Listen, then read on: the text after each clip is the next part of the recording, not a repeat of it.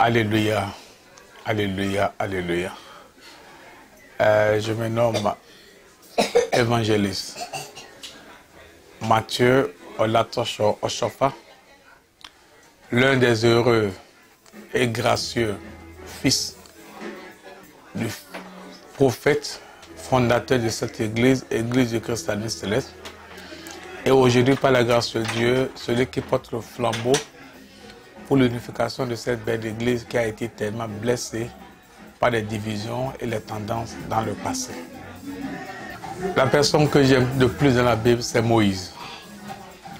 Car Moïse a eu l'appel, par la grâce de Dieu, d'amener les enfants d'Israël à bon port.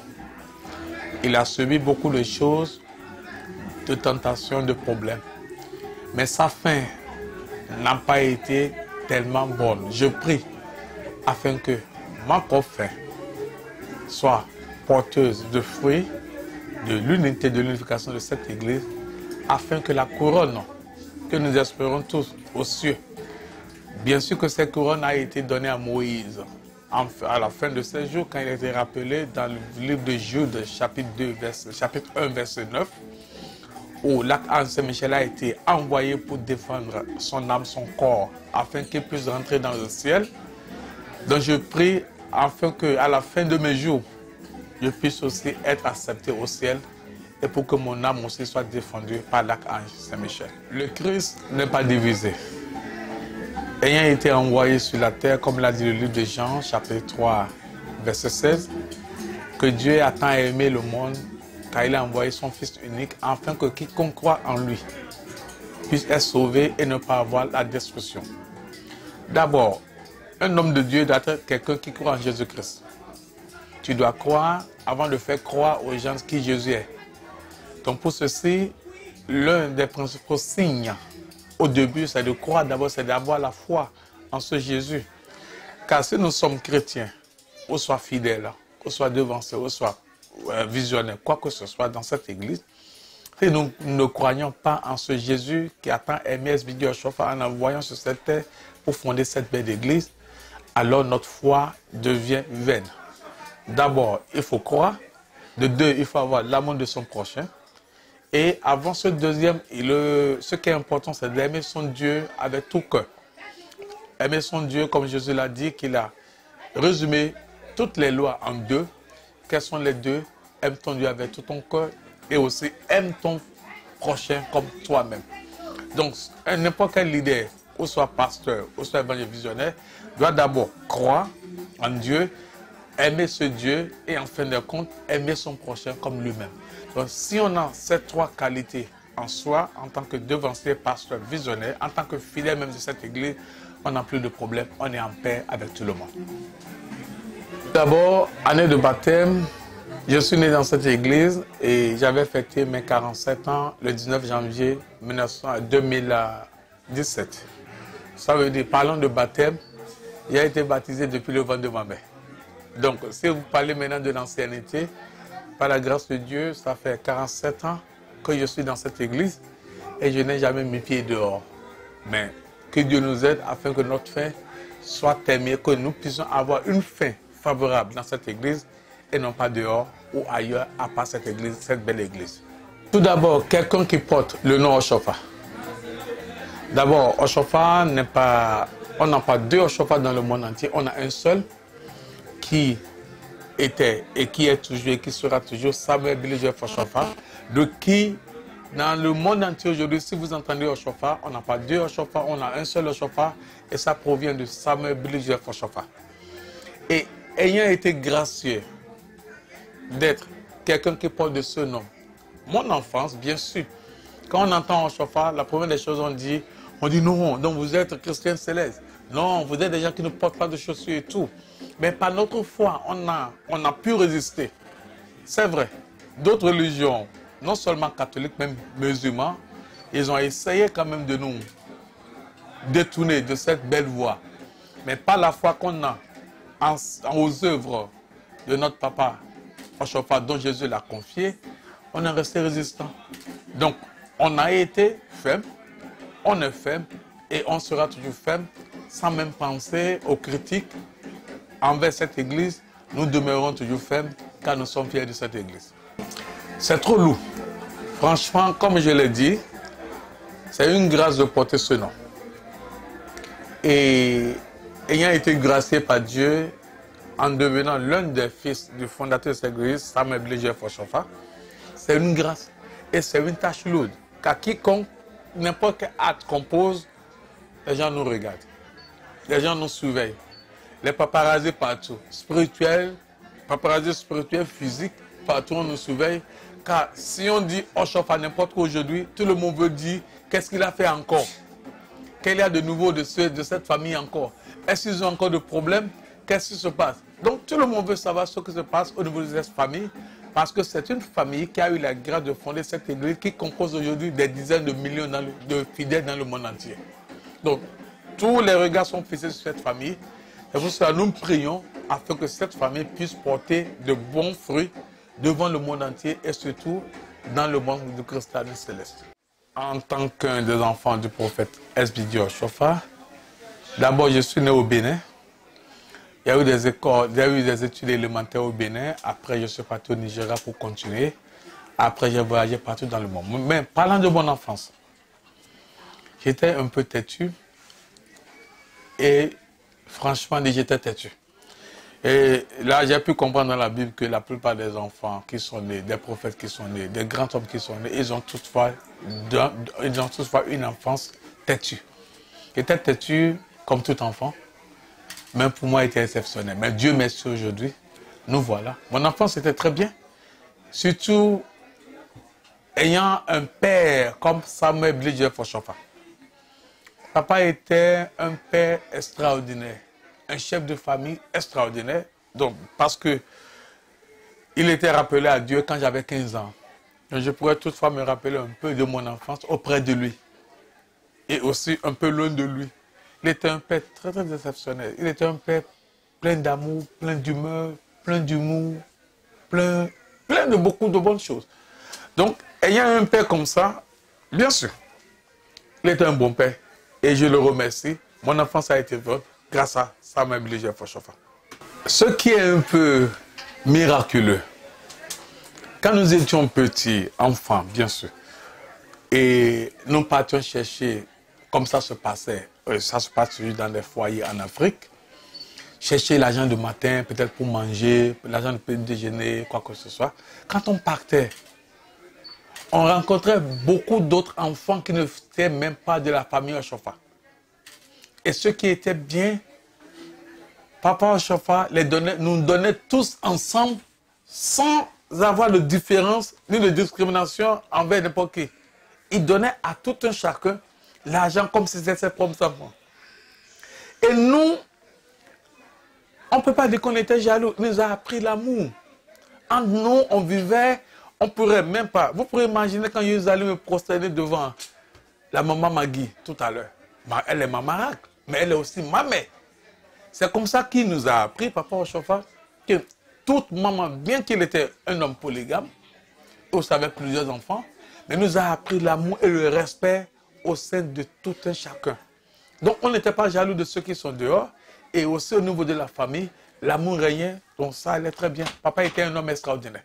Et franchement, les gens remercient son âme aujourd'hui. D'abord, tout chrétien céleste doit être fier de sa foi et doit être fier de son église. Ceux qui sont aujourd'hui un peu gênés en se, comment dirais-je, en se ralliant, en ralliant leur foi publiquement à l'église céleste auprès d'autres foi, je ne les condamne pas. Vous savez, l'église dans le monde aujourd'hui et surtout en Europe a beaucoup souffert. Ceux qui nous ont devancés ici en Europe, ils ont beaucoup essayé. Mais avec le développement technologique d'autres foi religieuses, beaucoup de nos jeunes sont emportés Donc nous, je crois juste qu'il faut qu'il y ait une réorganisation au sein des diocèses de l'Europe, afin que les jeunes surtout peuvent se sentir partie de cette bonne foi.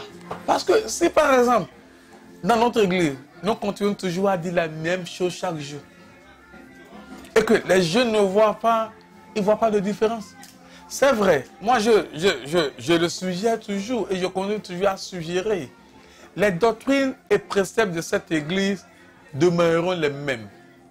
Mais avec l'avancement technologique et l'avancement aujourd'hui de la modernisation du monde entier, je pense qu'il devrait y avoir quelques changements afin d'avoir une église plus ouverte, à un monde ouvert.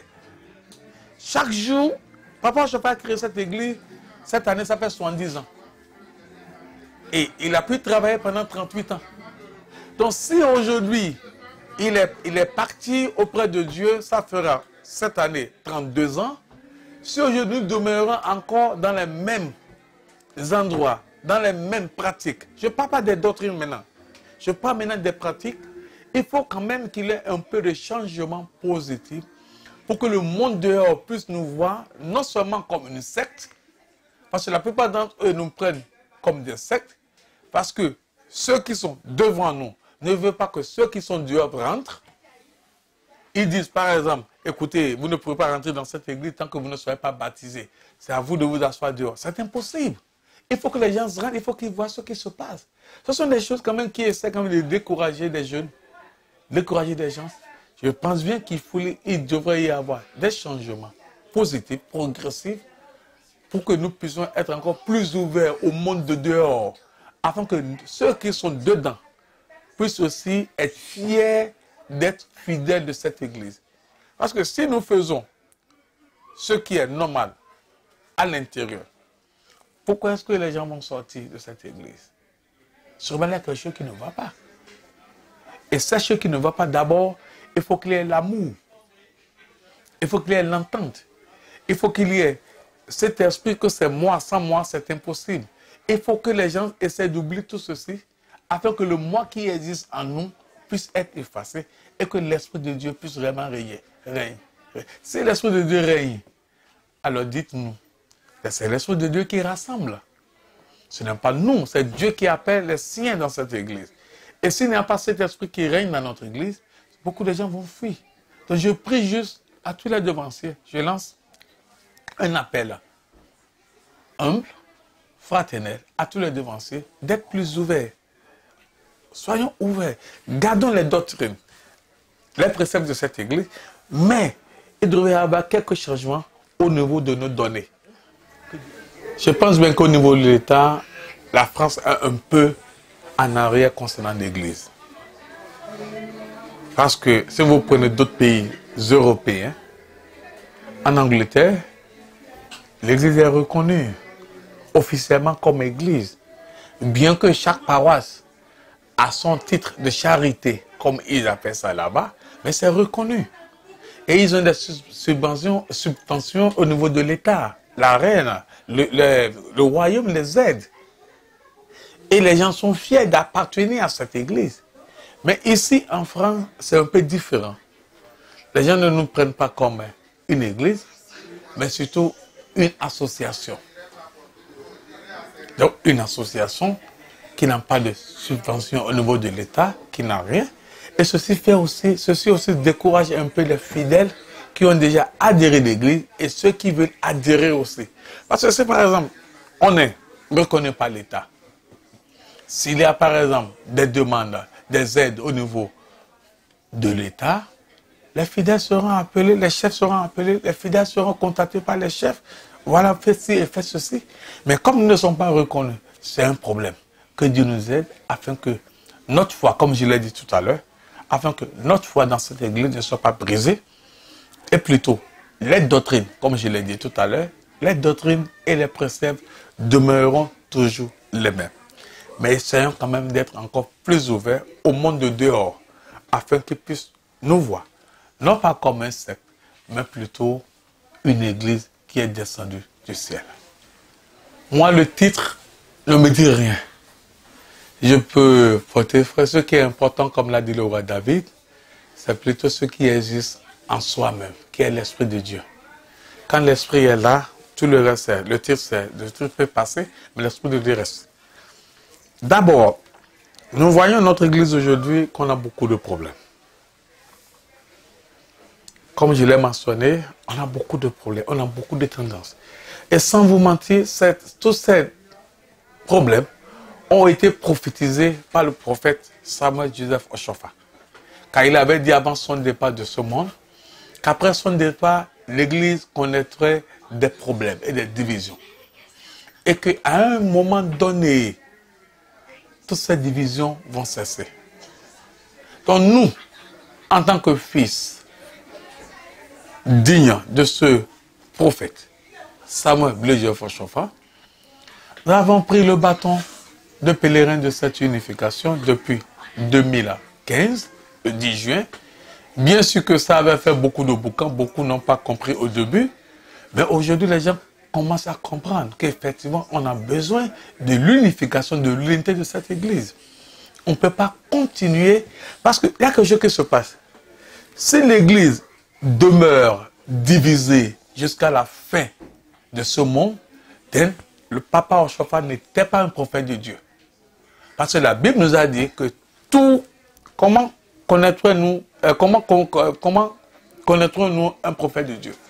Un prophète de Dieu est connu par ce qu'il a dit, qui se réalise. Ça peut ne pas être 1 an, 2 ans, des mois, ça peut être des... mais ça va se réaliser. Et un faux prophète va parler, mais ça ne se réalisera pas. Mais parce que Oshofa était un prophète de Dieu, tout ce qu'il a dit avant même son départ et après son départ, tout se réalise. Donc c'est notre souhait afin que cette église soit unie comme sa prophétie encore en notre vivant.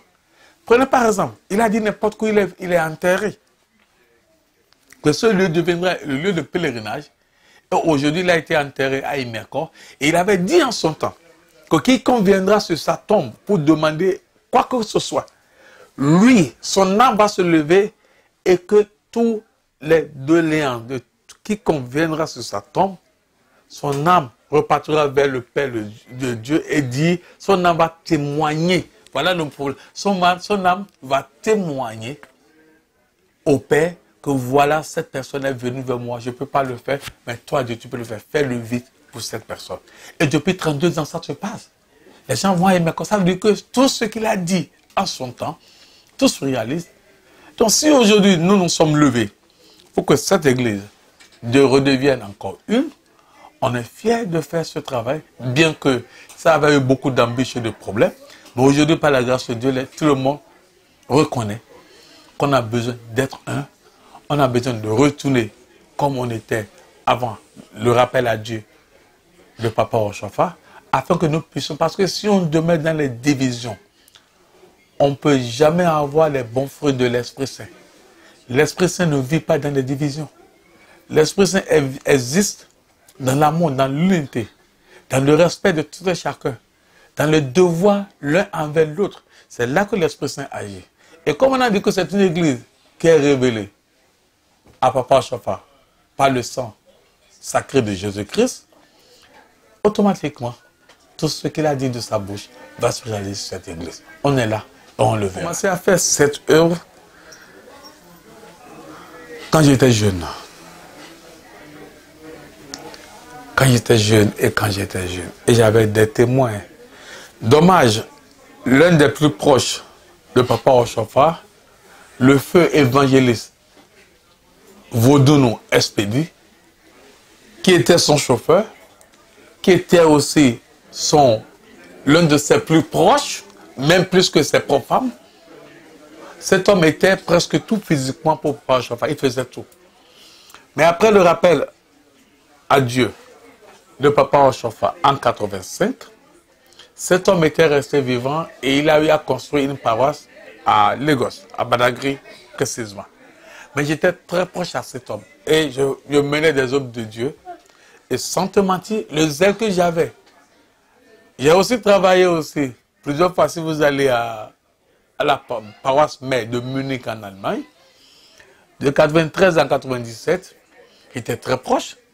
Et si vous allez aussi à la paroisse mère de Dakar, là où se trouve actuellement le suprême évangéliste Enoch Agossou, j'ai travaillé là-bas de 1999 jusqu'à 2001, où j'étais en plein temps.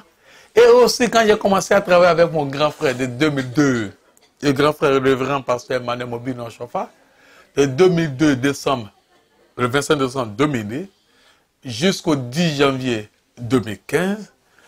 Et jusqu'à présent aussi, on est dedans, on n'a pas un autre travail, c'est l'œuvre de Dieu. Donc le zèle grandit de jour en jour et on est fiers d'être associés à cette œuvre auprès des anges de papa Samuel Biléo Joseph Oshofa. J'habite en France, je suis résident de France, bien que les œuvres, la plupart des œuvres se trouvent au Nigeria, et étant au Nigeria aussi, je suis partout dans le monde. Mais je suis résident de France et je suis fier de cette terre française qui m'accueille, dont ma femme aussi étant française. J'ai ma famille aussi. Mais partout dans le monde, l'œuvre continue. Non, ça m'est jamais arrivé de quitter l'église. Ça m'est jamais arrivé de quitter l'église.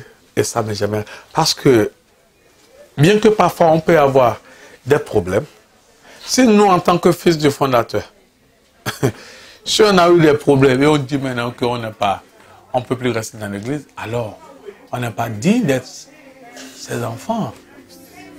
C'est nous qui devons normalement porter. Lui aussi avait souffert. Papa avait dit qu'il avait traversé 14 grandes tentations dans sa vie et il a tout gagné.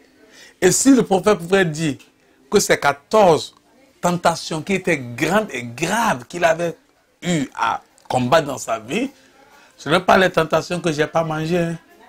C'est de grandes choses. Si lui aussi pourrait rester jusqu'à la fin de sa vie, et nous qui sommes porteurs de ce témoignage, c'est vrai, en tant qu'être humain, parfois, surtout depuis 2010 et 2015, quand cette mission avait commencé, il avait des temps, ce n'est pas que j'allais quitter, mais il avait des temps de détresse ou de se sentir tout seul, et que par la grâce de Dieu, mes frères, j'avais tout le temps des visions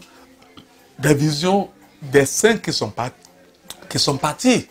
Des saints, il avait des temps où même que papa Oshofa, papa Bada, Joseph, Agba aussi, venait vers moi dans mon son, il me disait, Tosho, l'homme brave, on est avec toi.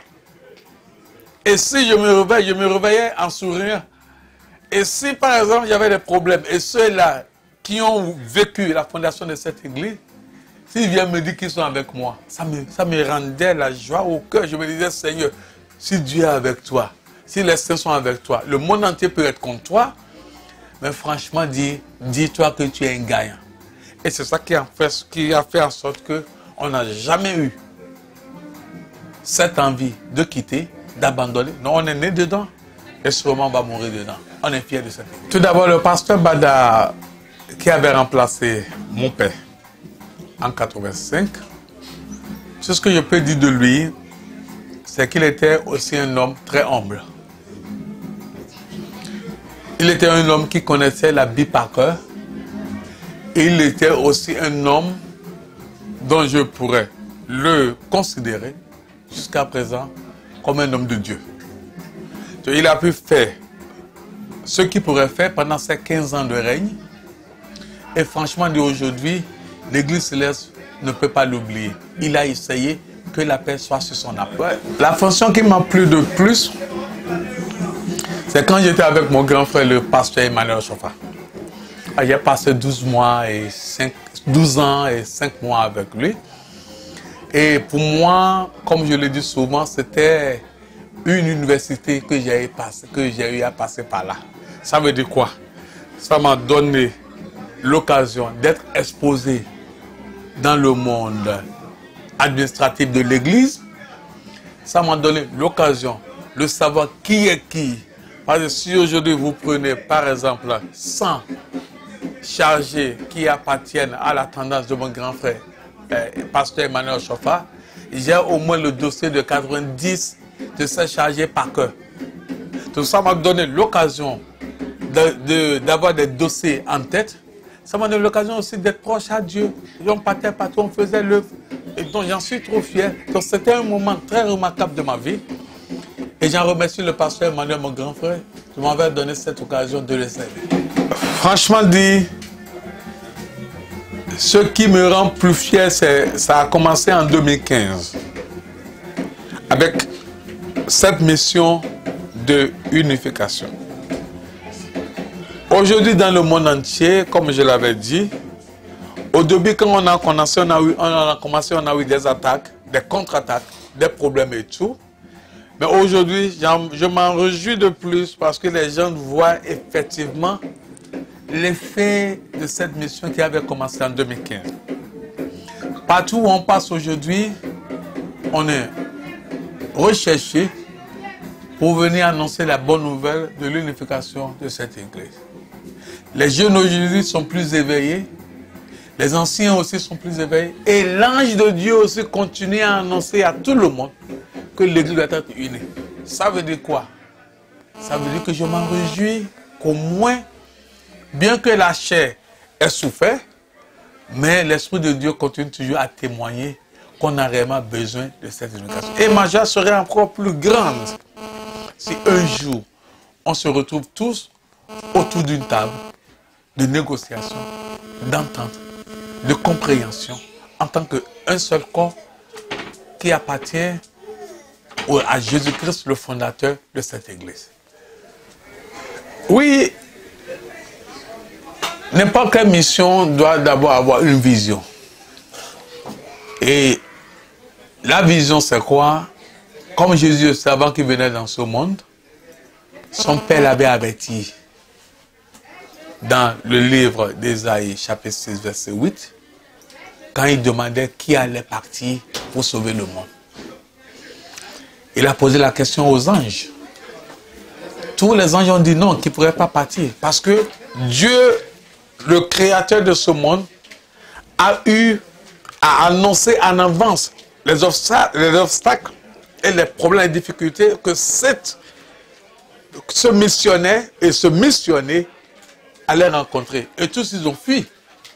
Et Jésus a dit, me voilà, Père, envoie-moi. Il a dit à son fils, écoute, tu iras, tu annonceras, mais ils ne vont pas t'écouter. Ils vont entendre, mais ils feront comme ils n'ont pas entendu. Ils vont te lapider, ils vont faire tout ça. Est-ce que tu es prêt pour partir? Il a dit, il est prêt. Il a dit, bon, envoie-moi. Et c'est comme ça qu'il a été envoyé. Et dans le jardin de Gethsémane, dans le livre de Matthieu, chapitre 26, quand il est parti prier, il a dit, Père, le Père là, ouvert maintenant les yeux pour lui dire, Jésus, voilà mon fils, le moment est arrivé, tu dois souffrir. Jésus en tant qu'être spirituel et en même temps charnel. Parce que spirituel, parce que Dieu est esprit.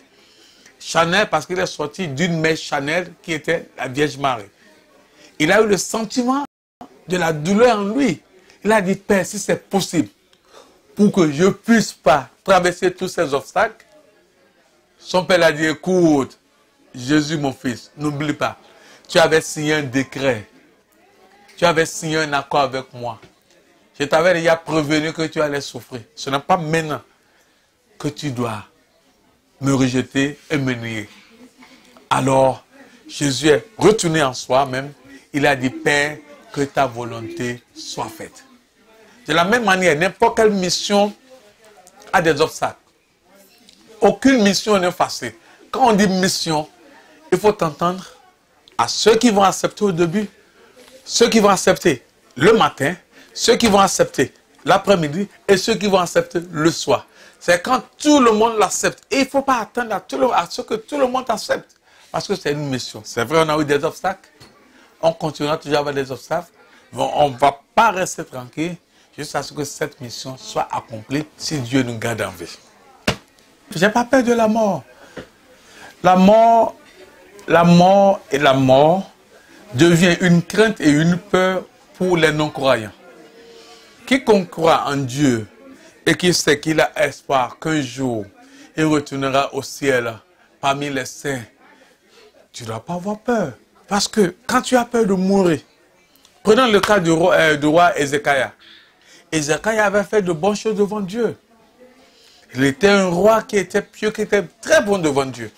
Et Dieu a envoyé le prophète Élie d'aller le voir pour lui dire, écoute, le roi, prépare-toi, je te prends. Le roi a fait face au mur, il a commencé à pleurer, que Dieu, pourquoi est-ce que c'est moi qui ai fait beaucoup de bien devant toi? Pourquoi est-ce que c'est moi, à mon tour maintenant de mourir? Tu ne m'as pas laissé vivre encore sur cette terre. Le prophète sortait, Dieu qui sonne les cœurs et les reins, il a renvoyé encore le prophète, il a dit, va voir le roi. Dis-lui que roi, tu veux vivre? Le roi dit oui. Dieu a dit, le prophète a dit, je t'accorde encore 15 ans. Et la Bible nous a confirmé que ces 15 ans qui ont été accordés au roi Ézéchias, il n'avait plus fait la volonté de Dieu, mais il a commencé à adorer le diable et tout cela. Dieu savait quand il devrait partir pour recevoir sa gloire, mais qu'est-ce qu'il a fait? Il voulait encore vivre. Et il a chuté devant Dieu. Donc c'est la volonté de Dieu à tout moment. Pour que Tosh puisse être appelé à Dieu, j'en suis prêt à tout moment. Par la grâce de Dieu, aujourd'hui, je parle minimum 7 langues. Je parle le français. Je parle l'anglais. Je parle l'allemand. Je parle le yoruba. Je parle le goum. Je parle le fon. Je parle le mina. Et je parle le wolof du Sénégal. Le plus grand, soi-disant, échec, qu'en moi-même, je me dis, pourquoi ça ne s'est pas encore réalisé, c'est cette mission. Donc je me dis, Seigneur, pourquoi? Mais à chaque moment que je dis pourquoi, le Seigneur me revient, me dit soupire à l'oreille, mon fils, veux-tu faire ta volonté ou tu veux que je fasse ma volonté? Dieu, il est un Dieu très miséricordieux. C'est pour cela, à chaque moment de ma vie, surtout depuis que cette mission avait été entamée, je demande pour la volonté de Dieu. Seigneur, fais ta volonté. Donc pour moi, c'est un échec. Mais les voies de Dieu sont insondables. Devant Dieu, ce n'est pas un échec, mais plutôt, il est en train d'accorder encore un peu de miséricorde à ceux qui devraient être répandus. Si vous voyez dans l'église aujourd'hui, il y a beaucoup de morts partout. Les gens meurent. Chargés, fidèles, partout dans le monde, il y a des morts. C'est la prophétie qui a été donnée. Que quiconque n'est pas prêt. Dans le monde, il y a les gens meurent n'importe comment au niveau de l'église. Pourquoi? Parce que Dieu est en train de sanctifier et purifier son église. Nous voulons ou pas, cette église deviendra une et indivisible encore. Et c'est seulement en cette une et indivisibilité, en cette unité, que réellement la gloire de cette église va encore se revoir, va encore se revue par tout le monde dans le monde entier. On est là, on est prêt. Pour moi, c'est un échec, mais devant les anges, ce n'est pas un échec. Devant le monde entier, ils ont dit que toi, tu as échoué, mais c'est faux. Pour vous que je sois encore vivant sur cette terre, on n'a pas échoué. La mission continue.